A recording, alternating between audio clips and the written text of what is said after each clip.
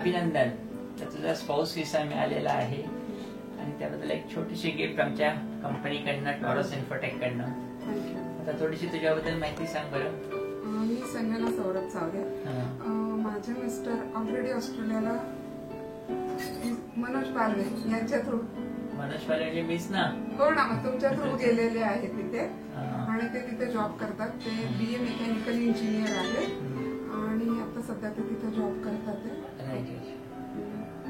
आणि तू कधी जायचं प्लॅनिंग केलेलं आहेस? मी 1-2 महिन्यात जाईल. आता माझा व्हिसा आलेला आहे. मला इथली सर्व्हिस चांगली वाटली. माझ्या ओळखीत वगैरे कोणीही मला विचारलं तर फर्स्ट डिसिजन मी त्यांना सांगेल की इथे जाऊनच घ्या.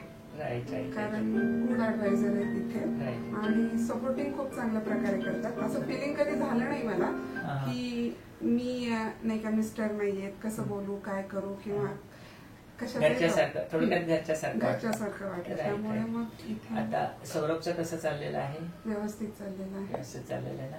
सुरुवातीला थोडासा त्रास झाला असेल कारण नेमका तो गेला त्याला रिसेशन होते, पण आता रिसेशनच्या याच्यातून ऑस्ट्रेलिया बाहेर पडत चाललेली आहे. आणि महत्वाची गोष्ट, ऑस्ट्रेलियाबद्दलच्या सध्याच्या पेपर्स मध्ये बातम्या येतात ना, तशी काही सिच्युएशन नाहीये. वाईट सौरभने सुद्धा सांगितलंच असेल, वाईट लोक जिकडे तिकडे असतात.